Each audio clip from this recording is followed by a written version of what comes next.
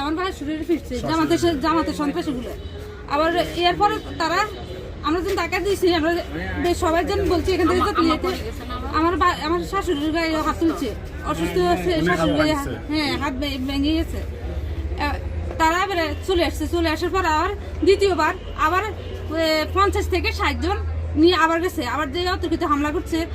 আমাদেরকে কেউ ছিল না, আমরা 5 থেকে 6 জন ছিলাম, মহিলা ছিলাম, আর কেউ ছিল না, সবার গায়ে হাত তুলছে। এরপরে আবার এবার আমাদের আশেপাশের লোকেরা আছে, তারা চলে গেছে, তারা চলে আবার অতর্কিত 500 থেকে 200 থেকে 250 হবে, আবার জামায়াতের সন্ত্রাসী আবার অ্যাটাক করছে। কেউ ছিল না আমাদের সাথে।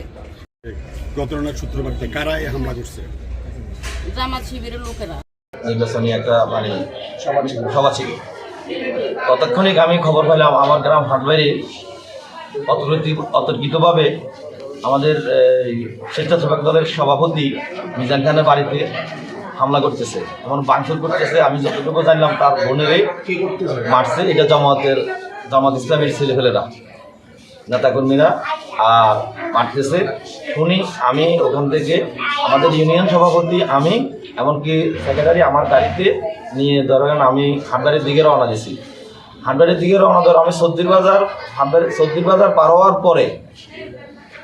পরে যখন আমি টার্নিং নিব হাটবাড়ির দিকে, এর আগেই আপনার 50-60 জনের উপরে এই জামাত ইসলামের নেতাকর্মী, আমি অনেকেরই 1-2 জনের আমি চিনি, যেটা শহীদ তার নেতৃত্বে সেখানে এরা উপস্থিত ছিল। পরে আমার গাড়ি দেখি সর্বপ্রথম গাড়িতে গুলি করি, এরপরে তাই আমার গাড়ির আশেপাশে গ্লাসগুলো ভাঙিয়ে ফেলাইছে, এমনকি আমাকে কোপ মারি ইনজুরি করছে, উন্ডেট করছে। এরপরে আমি ড্রাইভার